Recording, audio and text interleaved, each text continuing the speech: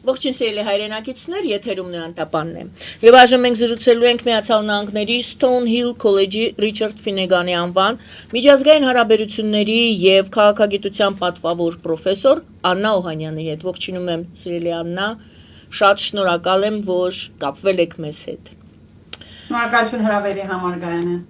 Տիկին Օհանյան, դուք ձեր հոդվածներից մեկում գրել եք հետևյալը, որ աշխարհաքաղաքական մրցակցությունը Հարավային Կովկասում համակարգային սպառնալիք է ներկայացնում տարածաշրջանի բոլոր 3 պետությունների համար եւ նրանց խոցելի է դարձնում Մերձավոր Արևելքի եւ Ուկրաինայի հակամարտությունների հետևանքների համար։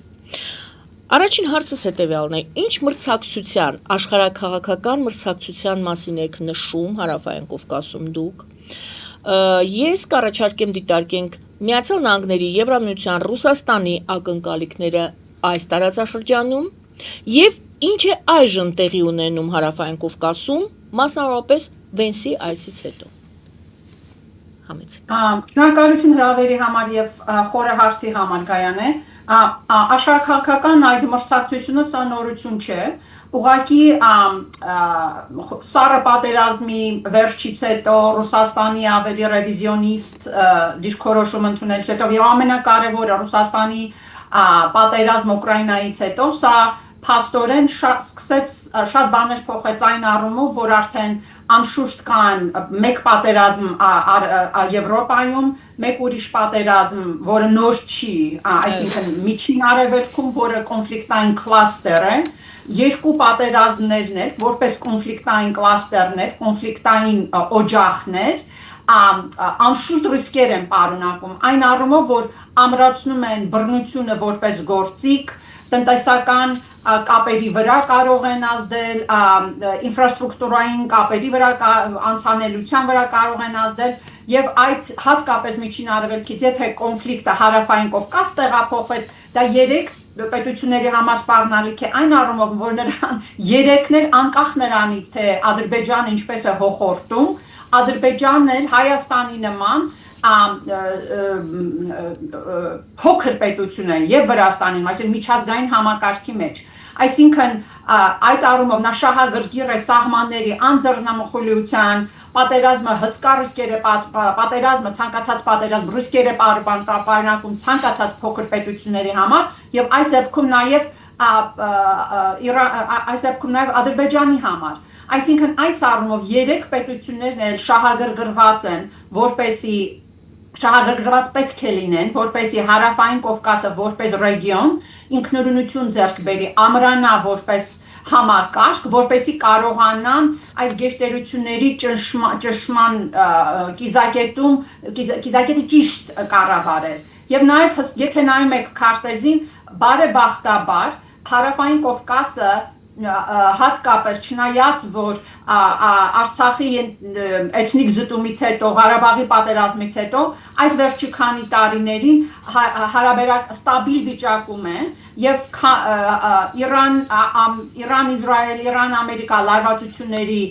ֆոնին սա Հարավային Կովկասը, որը տարբեր ռեգիոն է միջին արևելքից, Հարավային Կովկասը դառնում է կարող է այլընտրանք դառնալ տնտեսական այլընտրանք դառնալ, անցուղիների եւ այլն։ Այս առումով շատ լավ հնարավորություն կա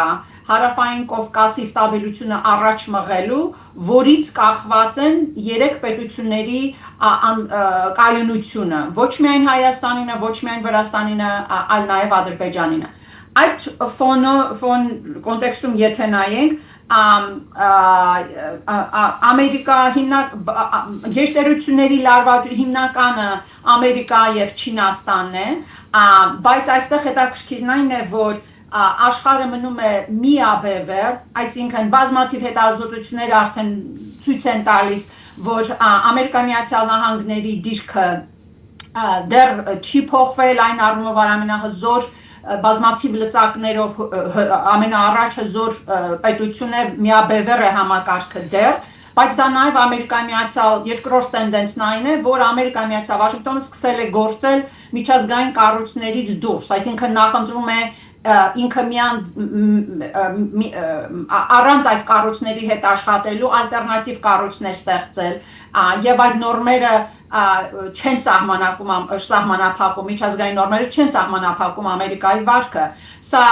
անշուշտ Ամերիկա-Չինաստան հարաբերությունների կոնտեքստում կարևոր է բայց հետաքրքիր է Ռուսաստանը եթե նայում ենք միջազգային հարաբերություններին համակարգին այս տեսանկյունից Ռուսաստանը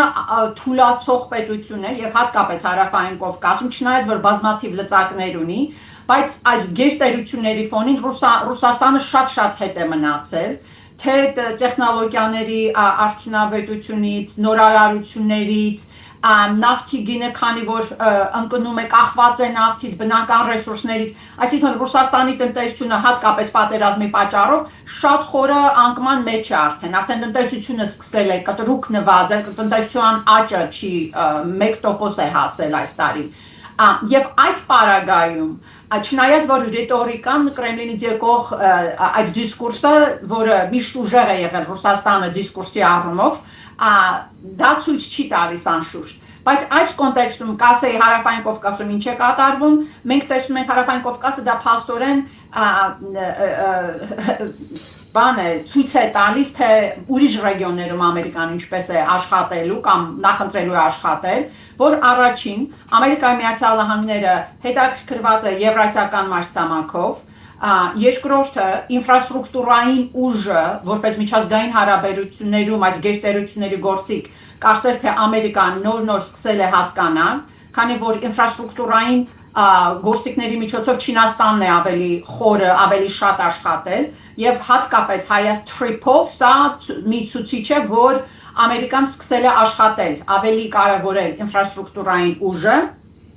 եւ այդ առումով Ամերիկան սկսել է կարևորել հարավային Կովկասի ստրատեգիկ դերը որպես ուղի կենտրոնական Ասիայում այստեղ արդեն անշուշտ հստակ է հազվագյուտ մետաղներ եւ այլն բայց նաեւ արտադրական շղթաների ստաբիլության հարցն է Ամերիկայի Միացյալ Նահանգների համար դրված քանի որ գլոբալ համակարգը ֆրագմենտացած է մի քիչ այստեղ Ամերիկայի Միացյալ Նահանգների համար կարևոր է այդ արտադրական շղթաների ստաբիլությունը, թափանցելիքությունը, կանխատեսելիությունը եւ սրանք են այդ որոշ գործոնները, որ կարևորում են եւ բացատրում են թե Ամերիկայի Միացյալ Նահանգները ինչու է հետաքրքրված հարավային Կովկասով։ Ես չեմ ընդունում այն թեզը, որ սա չնայած ասում եմ գերտերությունների լարվածություն կա պայքար կա, բայց Ամերիկայի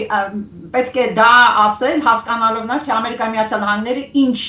քաղաքականություն է վարում հարավային Կովկասում։ Այն թեզը, որ Ամերիկայի Միացյալ Նահանգները հարավային Կովկասում է Իրանին զսպել կամ Հայաստանում է Իրանին զսպելու համար, դա ես բոլորովին համաձայն չեմ դրա հետ, քանի որ եթե քարտեզին նայում եք, եթե նայում եք եւ շատ հետազոտել պետք է չէ, ամբողջ այդ տվյալները կան, Ամերիկան ունի մինչև հիմա արդեն միջին արևելքում կարծեմ 13 հատ ռազմական բազա ունի, որ շրջափակել են Իրանին եւ հարավային Կովկասում, հատկապես Հայաստանում Ամերիկան շահագրգռված է ստաբիլությունից, քանի որ արդեն ներդրումներ է անում։ Այսինքն Հայաստանի կարիքը Իրանին զսպելու համար Ամերիկայի Միացյալ Նահանգները չունի։ Եվ այդ առումով ես տեսնում եմ, որ հարավային միջին արևելքը եւ հարավային Կովկասը կշարունակեն մնալ քաղաքական առումով տարբեր ռեգիոններ, բայց դա չի նշանակում, որ պետք չէ թերագնահատել կոնֆլիկտի spillover, անցումը կամ տեղափոխվելը ուրիշ ռեգիոններ, հատկապես հարավային Կովկասի միջին արևելք, որը հիմնականում հնարավոր է Իրանից Ադրբեջան, այդ մեխանիզմն է շատ հնարավոր, բայց դա ոչ մեկի շահերից չեմ կարծում, թե հարավային Կովկասի շահերից չի բխի, եթե հարավային Կովկասը դարձավ կոնֆլիկտի թաթերաբեմ, բայց նորից եմ կրկնում, հարավային Կովկասը եւ միջին արևելքը դրանք քաղաքական պատմության առումով, գերտերությունների շահերի առումով, կոնֆլիկտների պատմության առումով բոլորովին տարբեր ռեգիոններ են, որը բարձրացնում է հարավային Կովկասի դերը Ամերիկայի Միացյալ Նահանգների համար։ Այստեղ դիտարկենք Թուրքիայի գործոնը, ինչպես է իրեն դիրքավորում Թուրքիան, ինչ է Թուրքիան Միացյալ Նահանգների համար, դեռ այդքանը։ Շատ այն որ նշեցի որ Ամերիկայի Միացյալ Նահանգների հատկապես Տրամպի ադմինիստրացիայի ներքո դարձել է շատ տրանսակցիոն այդ միջազգային որ ասում են լիբերալ օրենքների վրա հիմնված համակարգը, որը կա գոյություն ունի, բայց Ամերիկայի Միացյալ Նահանգները սկսել է դրան զուգահեռ աշխատել։ Հետաքրքիրն այն է, որ այդ համակարգում, որ Ամերիկայի հեգեմոնիայի շուրջ էր կառուցված, թե Ռուսաստանը եւ Թուրքիան ավելի ձեռնտու էր իրենց այդ համակարգում աշխատել, հատկապես Ռուսաստանը, բայց քանի որ արդեն Ամերիկայի Միացյալ Նահանգները չի հենվում այդ կառույցների վրա, ՆԱՏՕ-ն չի կարևորում, դա արտացոլվում է Թուրքիայի քաշի վրա, միջազգային հարաբերություններում քաշի վրա, Եվրոպայի հետ հարաբերությունները տրանսֆորմացիայի մեջ են, էլի դա արտացոլվում է Թուրքիա-Եվրոպա հարաբերությունների վրա, այսինքն Թուրքիայի բանակցային դիրքերը միջազգային համակարգում թուլացած են, ոչ թե ուժեղացած են։ Եվ այդ կոնտեքստով, եթե նայում եք Հարավային Կովկասում Ռուսաստանը այդքան թուլացած է, մեզ կթվար, որ Թուրքիան սա կդիտի որպես հնարավորություն ռեգիոնալ քաղաքականություն զարգացնել, իր ազդեցությունը խորացնել, բայց քանի դեռ Հայաստանի հետ սահմանը փակ է, դա ցույց է տալիս Թուրքիայի թուլությունը, ներսի թուլությունը, այսինքն որ չի կարողանում Թուրքիան իր ստրատեգիկ շահերը առաջ տանել Հայաստանում։ Իսկ որոնք են այդ շահերը, այս վերջերս Carnegie Endowment-ի think tank-ի էջերում Թուրքիայի 3 խոշոր տնտեսական մտակենտրոններից 3 տնտեսագետ շատ մանրակրկիտ հոդված տպեցին դոկտոր Սակի կողմից եւ երեքին էլ ես հարցազրույց հանդիպել եմ, երբ որ մի տարի առաջ Թուրքիայում էի, իմ հետազոտություններում արդյունքները համահունչ են իրենց, բայց այդ հոդվածում իրենք 3 տնտեսագետները հստակ գրում են, թե ինչ կշահի Հարավային Կովկասը Թուրքիայի հետ հարաբերություններով սահմանը բացելու հետ, հիմնականում կշահեն 3 տնտեսությունների, 3 երկրների տնտեսություններն էլ պարզունակ են, այսինքն բարդացված չեն, կապված են ինտեգրված եվրոպական այդ շղթաների, արտադրական շղթաների մեջ, մոդեռնիզացված չեն, եւ Թուրքիան կարող է դառնալ այդ գոտին արևմուտքը Եվրոպայի հետ կապել եւ կոմերցիոն կապերը խորացնել 3 տնտեսությունների համար։ Բայց հետաքրքիր է նաեւ այն, որ նաեւ նշում են, թե անշուշտ Թուրքիան ինչքան շահեց արևմուտքի հետ, Եվրոհամայնքի հետ տարբեր առևտրի համաձայնակներ կնքելու, եւ թե ինչքան է Հարավային Կովկասի հետ մնացել, բայց այն որ ինչ որ իրենք նկարագրում են, որ Թուրքիան չի անում, դա շատ ցույց է, որ թե Թուրքիան ինչպես չի կարողանում այս ռացիոնալ Թուրքիայի պետության շահերից եկող քայլերը քաղաքականությունը վարել Հարավային Կովկասում եւ Թուրքիա-Հայաստան սահմանի բացելը առաջնային է այդտեղ։ Իսկ թե ինչու Թուրքիան դա չի անում, Թուրքիայի պետականության ներսի թուլությունը հանգում է նրանում, որ անհատականացված է դարձել Թուրքիայի ավտորիտարիզմը, ոչ միայն դեմոկրատական կառույցներն են թույլատրել, այլ նաև արտաքին հարաբերությունները, եթե նախկինում պրոֆեսիոնալ դիպլոմատներ էին վարում, հիմա անհատականացված է եւ տրանսակցիոն է դարձել եւ դա է պատճառը, որ տարբեր հոդվածներում ես գրել եմ, Ադրբեջանի նման փոքր թուլացող պետություն կարողանում է Էրդողանի վրա ճնշել եւ թելադրել Թուրքիայի քաղաքականությունը Հարավային Կովկասում։ Տվյալ դեպքում Հայաստանի հետ սահմանները բացելու եւ հարաբերությունները։ Դա երևում են, ասենք նույն Թուրքիան փորձում է կառուցել իր կամ իր դիրքը ամրապնդել եւ Միացյալ Նահանգների հետ իր հարաբերություններում եւ Եվրամիության հետ հարաբերություններում փաստորեն եւ Ռուսաստանի տրանսակցիոն է։ Մի բան ավելացնեմ, կներեք ընդհատում եմ դրան։ Այդ բոլորը անում է, ձեզ թվում է, որ շատ լավ է բանակցում, այսինչ խելացի դիվանագետությունը Թուրքիայի ուզածը հատկապես Ամերիկայի հետ հարաբերություն տրանսակցիոն բնույթ է կրում, այսինքն կարոպայմանն սրա մասին շատ է գրել, որ Էրդողան ուզում է, որ ճանաչվի, կփորձի մի բան կորզել այստեղ այնտեղ, բայց երբ որ համեմատում եք Թուրքիան որպես միջին կարգի middle power, դրանք շատ յուրահատուկ տիպի պետություններ են, Կանադան, Ավստրալիան, Ինդոնեզիան, որպես միջին կարգի խաղացող համաշխարհային պետություններում, բոլորովին, այսինքն չի համեմատվում, թե օրինակ այդ տիպի խաղացողները իրենց շրջանում ինչ են անում, ինչ ինստիտուցիոնալ կապեր են հաստատում, ինչ համակարգ են կառուցում իրենց ռեգիոնները խաղաղ պահելու համար։ Թուրքիան համակարգ չի կառուցում, քանի որ Անկարան շարունակում է տրանսակցիոն արտաքին քաղաքականություն պահել եւ ուղղակի բանակցել այս կամ այն Ամերիկայի հետ բանակցել թե Ռուսաստանի հետ ինչ կանի, Ռուսաստանի հետ բանակցել թե Ամերիկայի դեմ ինչ կանի, բայց արդյունքում շատ խորը իր շահերը շատ խորը ձևով այս փոխվող, շատ արագ փոխվող միջազգային համակարգում Թուրքիան չի կարողանում հիմնարար ձևով առաջ տանել, հատկապես եթե համեմատում եք օրինակ Կանադայի կամ մյուս միջին կարգի խաղացողների հետ։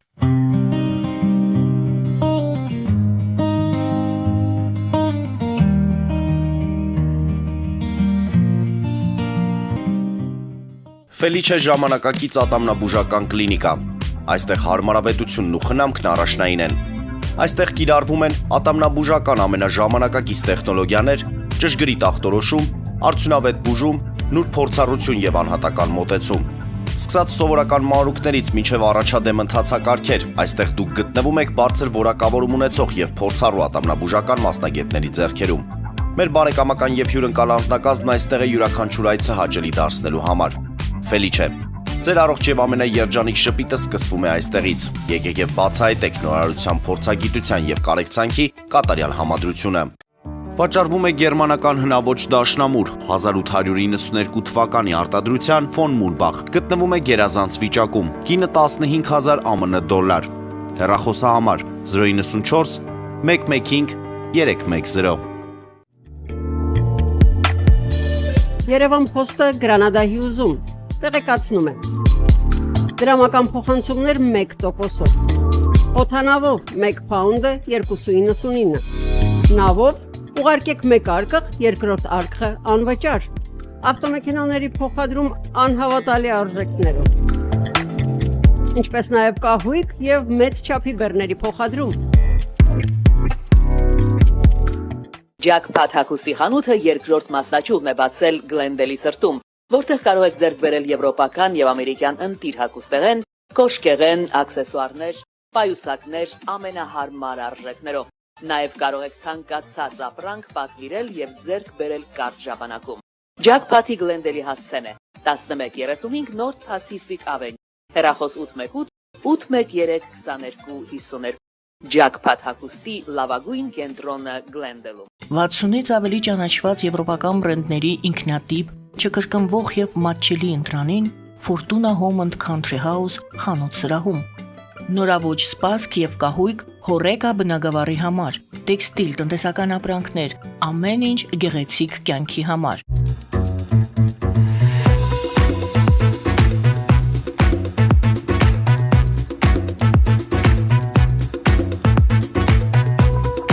Արարատ ռեստորան, ընտանեկան եւ ընկերական ժամանցի լավագույն հասցե, սիրված արտիստներ, հյուրընկալ մթնոլորտ, հարուստ ճաշացան, անմահական խորտիկներ։ Արարատ ռեստորան, հասցեն անփոփոխ, սիրով սպասում ենք ձեզ։ Լավագույն պաղպաղակ, բնական, համեղ եւ մատչելի գներով պաղպաղակը կարող եք ձեռք բերել բոլոր հայկական խանութներում։ Պահանջեք հայկական պաղպաղակ, Թամարա պաղպաղակ։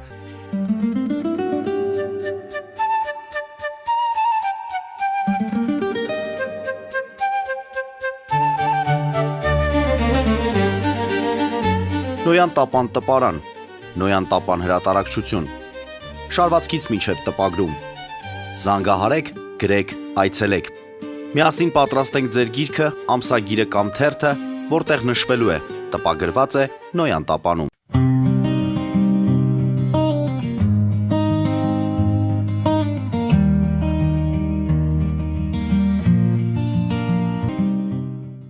Դուք գիտեք, որ Հայաստանի համար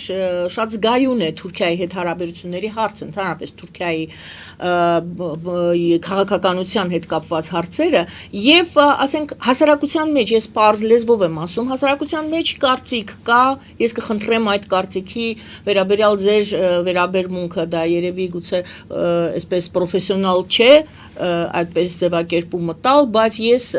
այնուամենայնիվ կասեմ։ Հասարակության մեջ կա կարծիք, որ Թուրքիան Միացյալ Նահանգների գործիքն է մեր տարածաշրջանում, Թուրքիան Եվրամիության գործիքն է մեր տարածաշրջանում, Թուրքիան Ռուսաստանի, տեսեք, մենք խոսեցինք ամենասկզբից աշխարհաքաղաքական մրցակցության մասին եւ բոլոր Չինաստանի մասին չեմ խոսում, այդ մասին չի խոսվում, բայց Եվրամիություն, Միացյալ Նահանգներ եւ Ռուսաստանի շահերի հետ փորձում է Թուրքիան բոլոր դեպքերում որ մի ուժը այստեղ ավելի կայուն իրեն զգա, այդտեղ Թուրքիան է։ Արդյոք Թուրքիան եւ հարցս այսպեսին է, արդյոք Թուրքիան Միացյալ Նահանգների ներկայացուցիչն է տարածաշրջանում, Եվրամիության ներկայացուցիչն է տարածաշրջանում եւ ինչ էլ պատահի ի վերջո Ռուսաստանի հետ էլ նա կարող է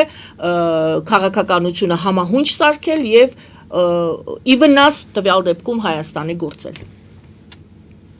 Նախ ասեմ, որ մի քանի փաստարկ։ Նախ ասեմ, որ ամբողջովին հասկանում եմ, այո, թե Թուրքիան էմոցիոնալ առումից դժվար է Հայաստանի հասարակության մեջ ընդունել դա, կասեի, որ ես ինքս շատ անհատական ձևով պատասխանեմ, երեխաներ եմ մեծացնում, ում տատիկն ու պապիկը շատ ուղղակիորեն ազդված են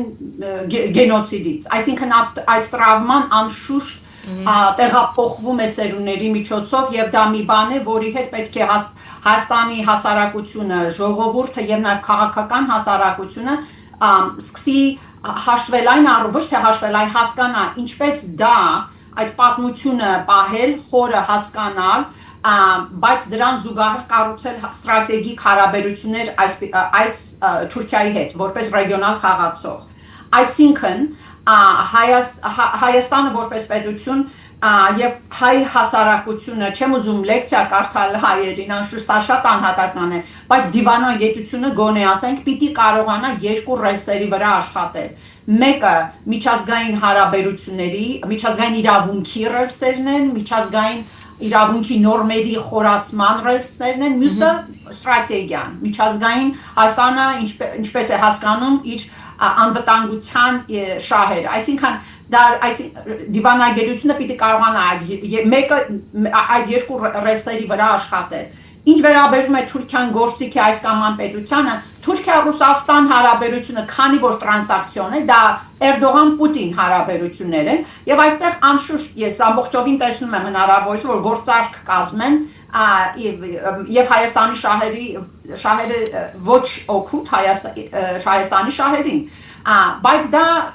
քանի որ դա ցույց կտա, որ թե քանի որ Ռուսաստանը այսքան թուլացած է եւ այդքան թուլացած լինելով եւ Ռուսաստանի այդ trajectory-ն, այդ ուղղությունը չի փոխվելու, քանի դեռ Պուտինը կա, Պուտինից հետո էլ դեռով էլ եկավ, եթե կարողացավ պատերազմը Ուկրաինայում կանգնացնել, դա միայն դա հաջողություն կլինի, այսինքն Թուրքիան փաստորեն քանի որ տրանզակցիոն է, ավելի վտանգավոր է Թուրքիայում, որ կօգտագործվի Ռուսաստանի կողմից։ Արդեն օգտագործվում է Ղարաբաղի պատերազմի ժամանակ օգտագործվեց Ռուսաստանը միջուկային ատոմակայան է կառուցում, էլ է դանդաղում ու եթե հաջողություն վերջացրեց, դա ամբողջովին Ռուսաստանը կկառավարի Թուրքիայի էներգետիկ դաշտը, բայց ինչ վերաբերում է Եվրոհամայնքին, Թուրքիան Եվրոհամայնքի գործիք է կամ Ամերիկայի Միացյալ Նահանգների գործիք է, այդ դրան համաձայն չեմ, քանի որ սրանք հսկա կառույցներ են, բարդ տնտեսություններ են եւ այդ տեսակետը եթե առաջ եք տանում, թերագնահատում եք, թե ինչքան բարդացած են եւ թուլացած են Թուրքիա-Ամերիկայի Միացյալ Նահանգների միջև հարաբերությունները։ Քանի որ Ամերիկայի Միացյալ Նահանգների արտաքին քաղաքականությունը փոխված է, այսինքն որպես միաբևեռ խաղացող Ամերիկայի Միացյալ Նահանգները արդեն չի հենվում Եվրոհամայնքի վրա, չի հենվում ՆԱՏՕ-ի վրա, դա թուլացնում է Թուրքիայի դիրքերը։ Եվ բացի դրանից, երբ որ ասում եք Թուրքիան գործիք է, ես ուրի հակառակ ձևով եմ դա հասկանում, ընդհակառակը Թուրքիան ոչ թե գործիք է արևմուտքի համար, Թուրքիան ի տարբերություն Ռուսաստանի ավելի խրված է, մխրճված է եվրոատլանտյան կառույցների տնտեսության մեջ, դա նշանակում է, որ ավելի vulnerable, այսինքն Թուրքիայի վրա ճնշման գործիքներ կան, եւ Ռուսաստանի վրա արդեն գիտենք սանկցիաներ եւ այլն, Ռուսաստանը արդեն դուրս է մնում։ Այս առումով Թուրքիան ավելի ճնշման ենթակա է Եվրոհամայնքի եւ Եվրոհամայնքի Ամերիկայի Միացյալ Նահանգների եվրոպական կառույցների կողմից, եթե քան թե Թուրքիան գործիք է, նրանք Թուրքիայի կարիքը չունեն առաջ տանելու իրենց շահերը։ Եթե նայեք Եվրոհամայնքը ինչքան է խորացրել իր հարաբերությունները Կենտրոնական Ասիայի երկրների հետ, Վաշինգտոնը այստեղից Կենտրոնական Ասիայի երկրներին հրավիրեց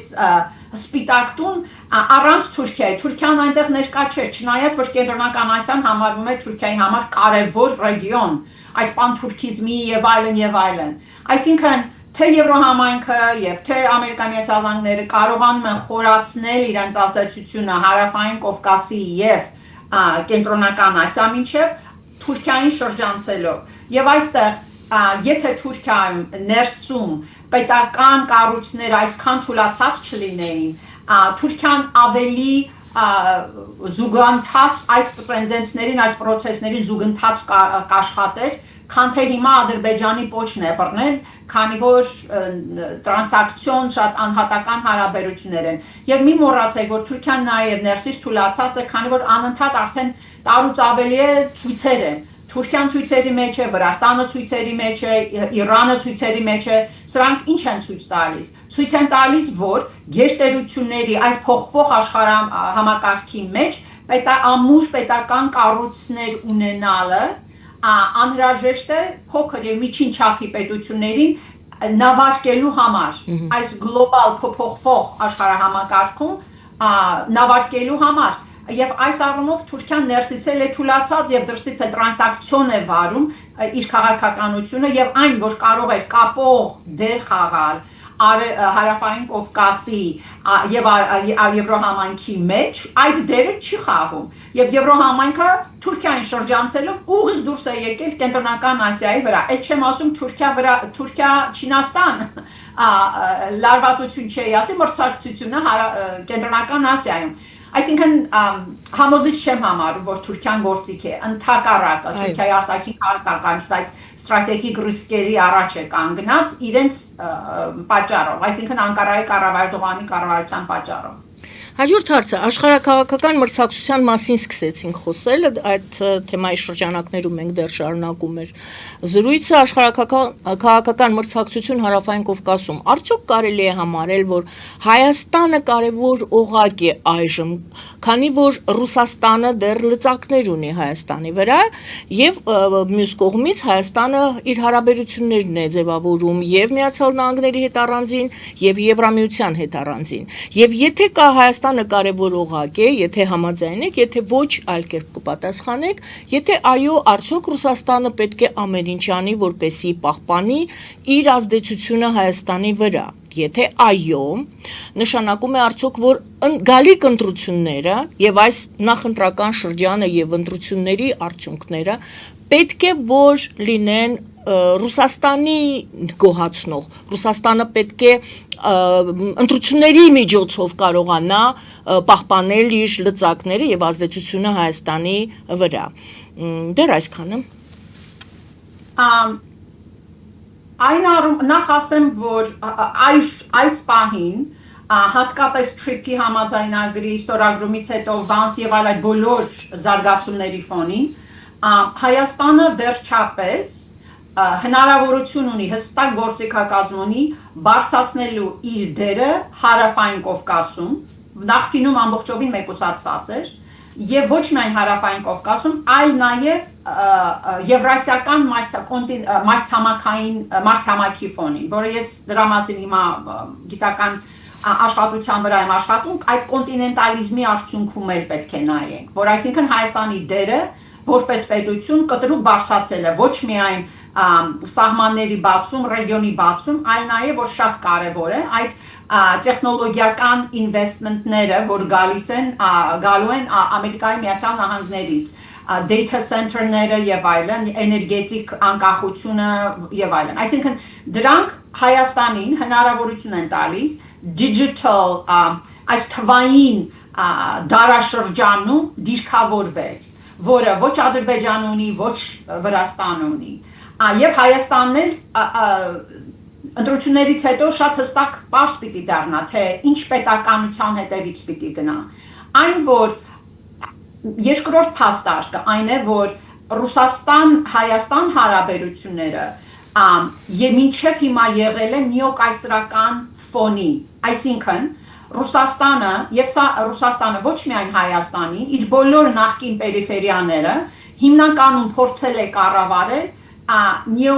նեոկայսրական գործիքակազմով, այսինքն եթե էլիտաներին կառավարես, էլիտաները քո ազդեցությունը առաջ կտանեն։ Դա է եղել հիմնական եւ անշուշտ տնտեսության վրա ազդեցությունը, էներգիան եւ այլ, բոլորը ինձնից լավ գիտեք դուք։ Այս պահին Հայաստանը Ամերիկայի մուտքով Ամերիկան չի ասում, որ պիտի գամ Հայաստանը հիմա մեծ գործընկերն է եւ հիմա պիտի ոչ հենվել որևէ պետության վրա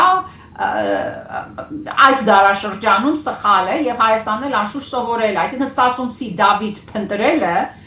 ժամանակը չէ դրա եւ չէր եղել, համակարգ կառուցելու ժամանակն է։ Եվ այդ պայմաններում եթե Հայաստանը կարողացավ շարունակել իր քաշը ռեգիոնում, նա կարող է Ռուսաստանին, ես սիրում եմ ասել, դաստիարակել, բերել նորմալ հարաբերությունների ֆոնին, այսինքն հարցը ոչ թե Հայաստանը պետք է Ռուսաստանի հետ աշխատի, թե ոչ, անշուշտ պիտի աշխատի, բայց խնդրեմը, որ Ռուսաստանը պնդում է իր նախկին նեոկայսրական գործիքակազմով աշխատել Հայաստանի հետ, իսկ Հայաստանի ներսում 2018 թվականից հետո պրոցեսներ են պետականության ամրացման, իսկ այդ պետականության ամրացումը անշուշտ պետական կառույցների ամրացման կոնկրետ հարց կա, կարևոր է դա, ռեֆորմներ եւ այլն, բայց ընտրությունից ընտրություն, այսինքն Հայաստանը ձևավորվում է որպես քաղաքական միավոր, որտեղ հասարակությունը այդ տարբեր կարծիքներ կարողանում է կոնսենսուս առաջացնել, կոնսենսուս կառավարել որպես համակարգ։ Դա է, որ Ռուսաստանը ռիսկային է համարում, ինքնակառավարման պրոցեսների համակարգերի խորացում Հայաստանում։ Եվ այդ առումով այո, Հայաստանը կարևորվում է, Հայաստանի դերը կարևորվում է եւ Ամերիկայի հետ հարաբերությունները շատ են ողջունում, հատկապես այդ data center-ներին արհեստական բանականության հետ, տեխնոլոգիայի հետ հարաբերությունը, որը հնարավորություն է տալու Հայաստանին դառնալ թվային պետություն եւ առաջատար լինել այդ թվային պետության կառուցելու process-ին։ Բոլոր պետությունները այդ ուղին պետք է անցնեն, բայց Հայաստանը առաջ է, այսինքն պատմության մեջ կարծես թե կարողացել է դիրքավորվել, առաջ ընկնել այս պահին։ Եվ այդ առումով ես տեսնում եմ թե Արևմուտքը եւ Ռուսաստանը ինչպիսի պետություն են պատկերացնում Հայաստանում եւ Ռուսաստանի խնդրեմը, որ շարունակում են նեոկայսրական գործիքակազմով աշխատել, իսկ դա արդեն սկսում է վնաս հասցնել Ռուսաստանի ներսում, քանի որ պատերազմը 1, էլիտաների միջոցով աշխատելը 2, այն որ Հայաստանը եթե կարողացավ այս գերտերությունների տարբեր շահերին առաջ տանելու հնարավորությունը խորացնել, դա պետք է լինի։ Եվ այդ առումով թրիպը չի ենթադրում Ռուսաստանը պիտի դուրս մնա, չգիտեմ, Իրանը չի կարող, դրանք ինֆրաստրուկտուրային կապվածության ճանապարհներ են, եւ այդ առումով Ռուսաստանը արդեն ինֆրաստրուկտուրային ուժ ունի Հայաստանում, այդ երկաթ գծերը եւ այլն, բայց այն, որ չի կարողանում իր եղած ռեսուրսը օգտագործել եւ անընդհատ թիրախավորում է Ամերիկայի Միացյալ Նահանգներին, թե ես դա սպառնալիք եմ տեսնում, այն, դա շատ հետաքրքիր է նրանով, որ թե ինչքան Ռուսաստանի դիվանագիտությունը հետ է մնացել այս միջազգային process-ներից, որ իրենց եղած ռեսուրսը Հայաստանում չեն կարողանում օգտագործել, ինտեգրացնել այս ռեգիոնալ զարգացումներին, որից Ռուսաստանը կշահեր։ Այսինքն Հայաստանի պետության համար ընտրությունը Ռուսաստանին շարունակել հարաբերվել Ռուսաստանի հետ որպես նեոկայսրական բևեռ, եւ այստեղ Ռուսաստանի որ նախընտրում է էլիտաների միջոցով աշխատել, այլ ոչ թե process-ների, ինստիտուտների, թե Հայաստանը պետք է ընտրի ուղին շարունակել դառնալ մի պետություն, որ կարողանում է համակարգ կառուցել, ինքնակառավարվել, կոնֆլիկտները ինստիտուցիոնալ ճանապարհներով լուծել, կոնսենսուս կառուցել, մի քանի անգամ արդեն նշեցի, իսկ այստեղ մաքուր ընտրությունները շատ կարևոր են եւ Ռուսաստանը շարունակում է եւ շարունակելու է հիբրիդային գործիքներ օգտագործել։ Դրա մեջ անշուշտ ես շատ մեծ վախ տեսնում եմ։ Մի խոսքով այսքանը այդ հարցի վերաբերյալ։ Ասում եք վախ տեսնում եք, այո, մենք դուք ասացիք Թուրքիայում են ցույցեր, Վրաստանում են մարդիկ ցույցեր շարունակում անել, Իրանը գիտենք ոնց է փոթորկում։ Կարծում եք արդյոք, որ այս ընտրությունները կարող են այդպես տրիգեր լինել, որպեսզի այդ ցնցումների տրամաբանությունը կամ ցնցումներ լինեն նաև Հայաստանում, Հայաստանը մցվի այդ իրավիճակի մեջ, որպեսզի այսօրվա կայուն հարաբերական կայուն, որովհետև ժողովրդավարություն է, այո, կան տարբեր նախընտրական պայքար է, այսպես ասեմ, բայց ցնցումներ չի կարելի ասել։ Մտավախություն ունեք արդյոք, որ Հայաստանում կարող են լինել իսկապես իրավիճակի շատ կտրուկ սրում ներքին։ Եթե հիշենք 2021 թվականը, երբ ցույցեր էին լինում Ղարաբաղի, Արցախի անկումից հետո, 2020 պատերազմից հետո, այդ 2021 թվի ընտրություններից առաջ, հիշում եք ինչ փոթորկալից էր Հայաստանի քաղաքական կյանքը, բայց Հայաստանը առաջինը եւ իմիջիայլոց ասեմ, որ Վրաստանը դեռ այն ժամանակից այս կոնֆլիկտի մեջ է, ցույցերի մեջ են, տարբեր ալիքներ են ունենում։ Այն ժամանակվանից ես Al Jazeera-ին դրա մասին հոդված ունեմ, նկար կա, երկու երկրներն էլ վրանները կպցրած ցուցարարներ էին, բայց 2021-ից հետո Հայաստանը կարողացավ ընտրությունների միջոցով իր քաղաքական կոնֆլիկտը, ներսի քաղաքական կոնֆլիկտը կառավարել, Վրաստանը չկարողացավ։ Վրաստանում եվրոպացիները գալիս էին, որ բանակցեն երկու կողմերի միջև։ Բացի դրանից, ընտրություններից հետո էլ ժողովուրդը ցույցերի դուրս չեկավ, այսինքն հարգեցին ընտրության արդյունքները։ Եվ սա պատահական չէ, նույնիսկ Թավշյա հեղափոխությունը, չնայած էլի գրել եմ սրա մասին, ասում ենք հեղափոխություն, բայց էլի ինստիտուցիոնալ էր, այն առումով, որ ժողովուրդը չլցվեց պարլամենտ, սահմանադրության միջոցով բանակցությունները առաջ գնացին, ցույցեր կային, բայց նաև բանակցություններ էին պարլամենտի ներսում, երկու ռեսերի վրա աշխատեց Հայաստանը, հայ ժողովուրդը։ Եվ ասեմ, որ պատմականը չեմ ուզում, պատմաբան չեմ, բայց երբ որ քաղաքագետի աչքերով, երբ որ պատմությանն եք նայում, մենք Հայաստանը հայերը համակարգ կառուցող ժողովուրդ են, նրանք ինստիտուցիոնալ ժողովուրդ են, նրանք Օսմանյան կայսրության ներսում են ունեցել սահմանադրական պրոցեսներ, ինքնակառավարվել եւ եկեղեցին անշուշտ այդ դերը միշտ կատարել է, միջին խավը Վրաստանում բյուրոկրատիան Թբիլիսիում հայերն են եղել, այսինքն ես վախ չունեմ, միակ վախը որ ունեմ, եթե Ռուսաստանը իսկապես փորձեց կոնֆլիկտ, այսինքն չգիտեմ, կոնֆլիկտներ հրահրել ընտրություններից հետո, եթե Փաշինյանը հաղթե, չգիտեմ, չնայած մինչև հիմա նույնիսկ Փաշինյանի կառավարությունը կարողանում է կարծես կառավարել այս գերտերությունների շահերը, փորձելով դրանց բերել օրինական դաշտ։ Եվ այդ առումով եթե ժողովրդին մնա, ես վախ չունեմ բոլորովին, քանի որ սա տրավմա տեսած ժողովուրդ է, պրոցեսները հասկացող ժողովուրդ է, պրոցեսները հարգող ժողովուրդ է, սահմանադրություն հարգող ժողովուրդ է, եւ այդ առումով անշուշտ մի քիչ ավելի բան է հնչում, պոպուլիստ է հնչում, բայց իմ անձնական կարծիքը, ոչ թե վերլուծությունը, ինֆորմացված կարծիքը այն է, որ ընտրությունները ես կրիզիս չեմ տեսնում Հայաստանում։ Իմիջիայլոց սրա հաշվի առնենք, որ միջազգային այդ ռանկավորման կազմակերպությունները, որ տնտեսության ռեյտինգներն են ռանկավորում տարբեր, արդեն շատ մեկը մյուսի հետևից բարձրացնում են Հայաստանի տնտեսության, այսինքն կանխատեսելիության ցուցանիշները, որը գալիս է նրանից, որ քաղաքական ռիսկեր չեն տեսնում Հայաստանում։ Քաղաքական ռիսկեր հասարակությունը տեսնում է եւ ոչ միայն քաղաքական, սոցիալական եւ ընդհանրապես գոյաբանական ռիսկեր է տեսնում Հայաստանի եւ Ադրբեջանի հետ հարաբերությունների այսպես նորմալացումից դեպի խորացում, ասեմ, նորմալացման մեջ, Հայաստան-Թուրքիա հարաբերությունների մեջ վտանգ են տեսնում, դուք ինչը կարող եք առանձնացնել, ինչը կարող է վտանգավոր լինել եւ ինչպես Հայաստանը կարող է չեզոքացնել այդ վտանգը։ Վտանգը կարող է լինել գուցեև, բայց ինչպես կարող է Հայաստանը չեզոքացնել։ Այն, որ ես չեմ համարում անշուշտ, որ հիմա որ խաղաղության process-ը բանակցություններ են Ադրբեջանի հետ արդեն կարող ենք հանգստանալ, անշուշտ ոչ, անշուշտ բանակը եւ այլն կարեւոր է, զսպիչ մեխանիզմները կարեւոր են, բայց ես այս process-ը եւ հատկապես TRIP-ը Հայաստանի ռեգիոնալ քաղաքականություն, այսինքն որ փորձում են սահմանները բացել, ոչ մի փոքր պետություն, փակ սահմաններով չի կարող տնտեսություն զարգացնել, եւ այդ թուրք տնտեսագետների հոդվածի մեջ այդ տնտեսությունների բարդության ցուցանիշը հետաքրքիր է, թե ինչ պրիմիտիվ են, պարզունակ են Հայաստանի, Ադրբեջանի եւ Վրաստանի տնտեսությունները մնում։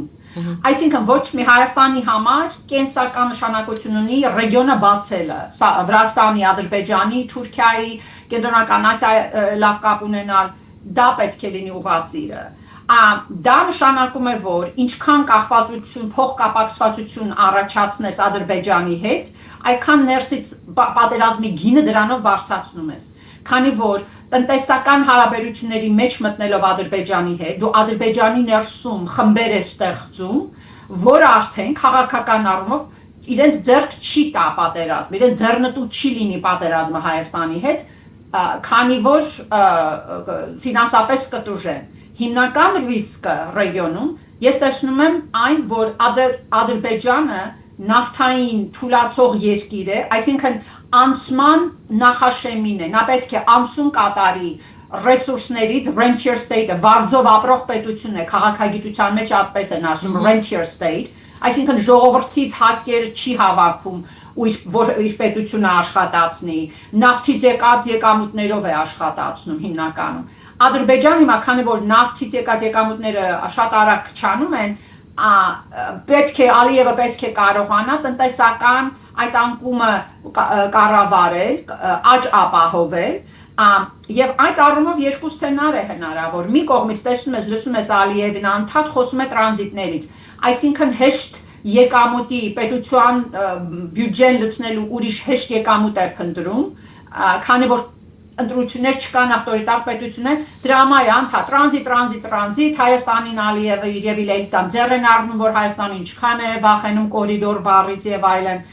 Այսինքն դա ցույց է տալիս, որ իրենք տեսնում են նավթից եկող եկամուտը քչացավ, ուրեմն տրանզիտային տրամաբանությամբ, տրանզիտից եկող փողը կօգտագործենք, որը չի լցնի նավթի եկամուտի պակասը։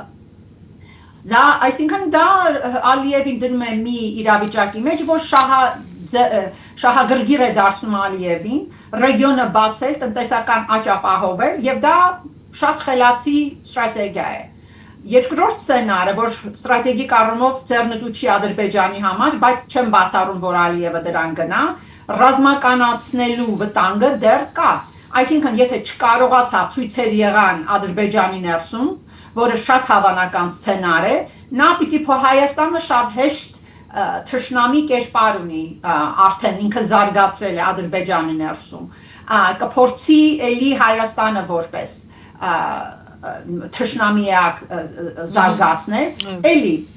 դրա դեմն առաջ առնելու համար պետք է ժողովրդի հետ, Ադրբեջանի ժողովրդի հետ կապերը խորացնել, որ արդեն Ադրբեջան-Հայաստան հարաբերություններում Ադրբեջանի հետ շփվելիս միայն Ալիևի հետ չխոսես, այսինքն ուրիշ խորացնել, այսինքն դա Հայաստանի շահերից բխում է, որ Ադրբեջանի ներսում իր հարաբերությունները խորացնի, այսինքն հաստատի, ոչ թե խորացնի։ Թե չէ Ալիևը կկարողանա կառավարել խաղաղության process-ը, որ արդեն կենտրոնացված է իր ձեռքում, ստրատեգիան պետք է լինի այդ խաղաղության process-ը ապակենտրոնացնել, եղած չեմ ասում քաղաքացիական հասարակություն, քանի որ չկա այնտեղ քաղաքացիական հասարակություն կամ կառավարվում է, խորացնել այդ գործարբեր այդ փոքր խմբերի հետ, բայց միևնույն ժամանակ առևտուրը շատ կարևոր եմ համարում, քանի որ արդեն եթե նոր խմբեր, տնտեսական բիզնեսներ եւ այլն ձևավորվեցին, որ կշահեն Հայաստանի հետ առևտրից, դու դա ներսից զսպաշապիկ ես հագցնում Ալիևի վրա։ Եվ Ալիևին ես շարունակում եմ ռիսկ համարել, բայց մինչև հիմա այս խաղաղության process-ը, TRIP-ը, Հայաստանի դերք Ամերիկայի հետ հարաբերությունները շատ եմ կարևորում Ադրբեջանի ռիսկը կառավարելու առումով եւ նաեւ Թուրքիայի անշուշտ։ Ես շատ շնորհակալ եմ այսօրվա զրույցի համար։ Շատ շնորհակալություն։ Մեկ հարց եւս ներողություն, արդյոք ճիշտ է, ես պատասխանը մոտավորապես ակնկալում եմ, բայց քանի որ սա էլ է քննարկում հասարակության մեջ, արդյոք Միացյալ Նահանգների հետ հարաբերությունները պայմանավորված են Թրամփի գործոնով, Թրամփի անձով, եւ եթե ընտրություններ լինեն այնտեղ եւ Թրամփը չվերընտրվի եւ այլն, շատ պրոբլեմատիկ է դառնալու Հայաստանի եւ Ադրբեջանի փոխհարաբերությունները կապված TRIP-ի հետ։ Ընդհանրապես TRIP-ի ծրագիրը։ Կասեի ոչ, քանի որ TRIP-ի ծրագիրը սկսվել է դեռ Բայդենի կառավարման տարիներից, այսինքն որը շատ ողջունել էր, որ սկսեցին Բայդենի ժամանակ սկսեցին Հարավային Կովկասը տեսնել որպես, այսինքն Սյունիքի կարևորությունը սկսեցին հասկանալ դեռ այն ժամանակ, եւ այս Թրամփի բռնածուղին բացի դրանի, այսինքն երկու շատ հազվադեպ է այս Թրամփի ընտրությունից հետո, երբ Թրամփը շարունակում է Բայդենի ժամանակ եղած քաղաքականություն եւ սա այս հազվագյուտ դեպքերից է, որ դա անում է եւ բացի դրանից ամենակարևորը չգիտեմ ասեցի թե չէ Հայաստան այս Ամերիկայի Միացյալ Նահանգների կարևորելը Հարավային Կովկասում պետք է դիտել Չինաստանի հետ հարաբերությունների հարցում իսկ այստեղ թե Թրամփը թե հանրապետականները թե դեմոկրատները եւ թե Թրամփը որպես քաղաքական գործիչ եւ շարժումը կարևորում են Չինաստանը որպես գործոն այնպես որ ես չեմ ակնկալում կտրուկ փոփոխություն այս հարցերում Թրամփը անշուշտ եւ այն էլ ասեմ մի վերլուծաբան զարմացած էր թե այսինքն այդ 9 միլիոնը որ 4 եւ 5 եւ data center այսինքն այդ արհեստական բանականության կենտրոնը որ պիտի ստեղծվի այդ վերլուծաբանը զարմացած էր թե ինչի այդ չափի ստեղծեցին այսինքն Թրամփին քննադատեցին որ այդ իր արտաքին քաղաքականությունը կարող էր առաջ տանել շատ ավելի փոքր կենտրոն ստեղծելով բայց արդեն արված է եւ դա ողջունելի է եւ քննադատվում է նաեւ Թրամփը կիբեր ռիսկեր առաջացնելու համար Ամերիկայի համար բայց դրանք անշուշտ կառավարելի ռիսկեր են, այսինքն վաղ կա թե այս կենտրոնը ստեղծելով Ռուսաստանը կարող է ներգրավել, թափանցել եւ այլն, բայց դրանք կառավարող ռիսկեր են, այն որ Ամերիկայի Միացյալ Նահանգները արդեն սկիզբ դրեց Հայաստանի թվային պետականության հիմնակարը դրեց, դա անշրջելի է արդեն, դա պետք է ուղղակի խորացնել։ Շատ շնորհակալություն։ Շնորհակալ եմ շատ։ Շնորհակալություն սիրելի հայրենակիցներ, հիշեցնեմ, որ մենք զրուցում էինք Տիկին Աննա Օհանյանի հետ Միացյալ Նահանգների Stonehill College-ի Ռիչարդ Ֆինեգանի անվան միջազգային հարաբերությունների եւ քաղաքագիտության պատվավոր պրոֆեսորի հետ զրույցը վարում էր Գայանե Առաքելյանը։ Բարին ձեզ։